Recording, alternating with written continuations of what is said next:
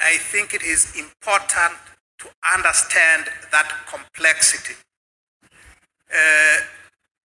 The attempts to put him on a pedestal, the attempts to canonize him, whether as a secular saint or a religious one, are attempts to dehumanize Mwalimu. What we should do and what we should make sure we do is to humanize Mwalimu Nyerere. A great man, absolutely, but a man all the same. A fallible man. He never was. He never was, and he could never be a saint. And so for my 20 cents, I have tried to show that Mwalimu was human after all. He committed some very fundamental mistakes. There are stories that we cannot tell because of the shortage of time that may actually lead to us questioning some of his motives, because it is always told that the intentions were good. His intentions were honorable. But you should remember, the road to hell is paved with good intentions.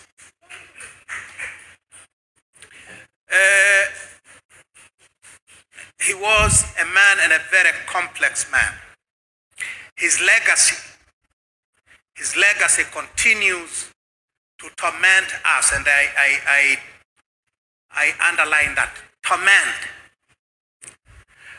The way our leaders are behaving today, these completely unaccountable and criminal behavior on the part of our leaders, has everything to do with the constitutional foundations that were laid by Mwalimu back in 1962, which created a president who was only accountable to his God. And therefore, how good was that? How good could that be?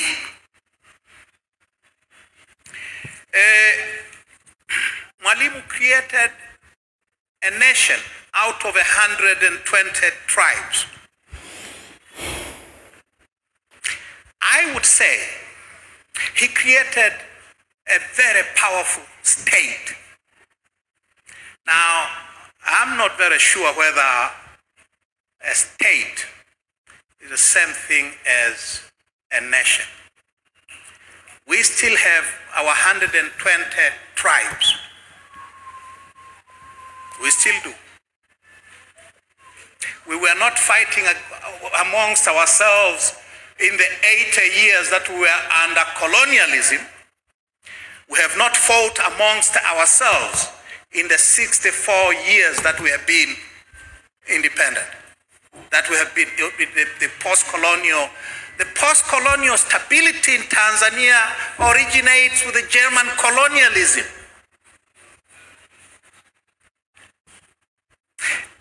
I think that is very important to point out. All right? Secondly, it is important to underline a very important fact that in Mwalimu's state, if you examine it closely, actually you see a striking continuity between the colonial state and the post-colonial state. For example, the hallmark of the colonial state was the all-powerful figure of the colonial governor. How are the colonial governor's powers compared to the powers of the post-colonial presidents? The hallmark of the colonial state was its violent, oppressive character, characterized by a regime of rightless law and administrative fiat, characterized by the violence, state-orchestrated violence of the instruments of violence of colonial state, the police, the army, the prisons, the courts. How do they differ with today's state, whether in Uganda or Tanzania? And then there are some of the most obvious features, relics of colonialism. How do you call your district bosses here? You call them RDCs, yeah?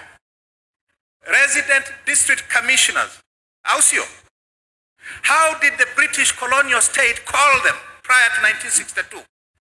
District Commissioners.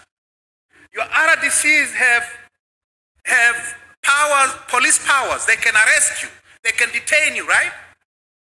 Where did they get those powers from? From the district commissioners of the British colonialism. And you see the same thing in Tanzania.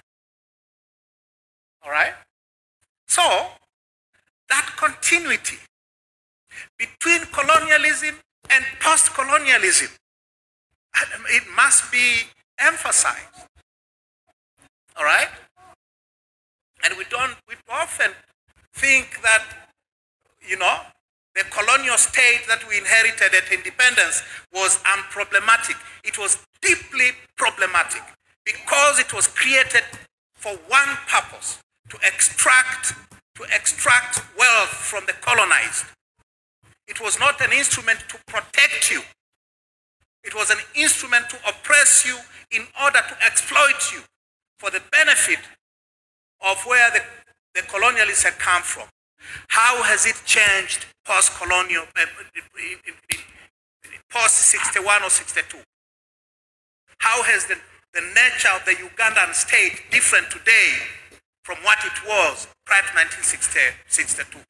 And these are questions that we always have to interrogate. What about ideologies and political philosophies? Mwalimu was a professed socialist. He wasn't a Marxist-Leninist like Mugabe, all right? He wasn't a Marxist-Leninist like Samora Machel, some of his political children. He was a Fabian socialist. He was a socialist of the social democratic type, the Western social democratic type. Kenyatta never had anything to do with socialism. Felix Houphouët-Boigny in Cote d'Ivoire, any other African head of state, Mobutu Sese Seko, they were not socialists. They have one thing in common with socialists like Mwalimu: the authoritarian and unaccountable power that they held over their people and their societies. And therefore, speaking strictly of African leaders of the post-colonial period, the one thing that unites them all is their authoritarianism, not their political or ideological courts they wore at one time or another. What they have in common is the oppression of their people. All right? Mwalimu Nyerere, we will perhaps never know, but hundreds, possibly thousands, were detained without trial in his 24 years of office as president. Detention without trial. Even the British colonial state, in its all oppressiveness, never had preventive detention law. That is a creation of independent Tanganyika. Mwalimu borrowed it from Ghana's Nkrumah. Was a preventive detention law was first enacted on the African continent by Kwame Nkrumah in 1960. In 1962, Mwalimu copied it almost word for word from Nkrumah's Ghana. The British never had it, And you cannot say that the colonial state was democratic by any yardstick. It wasn't. But there are certain respects in which the post-colonial state has been even more oppressive of the people than the colonial state ever was. Since we are in Uganda, you remember the 90 days removal order for Ugandan Asians in 1972? Huh? You remember? How's you? Eh? What happened in Tanzania in April of 1971? Under the cover of darkness,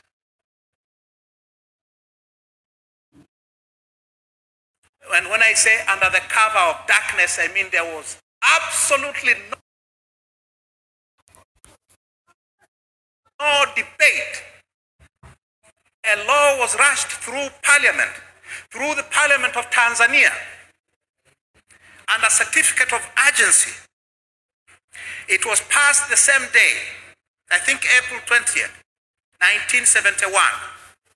Under that law,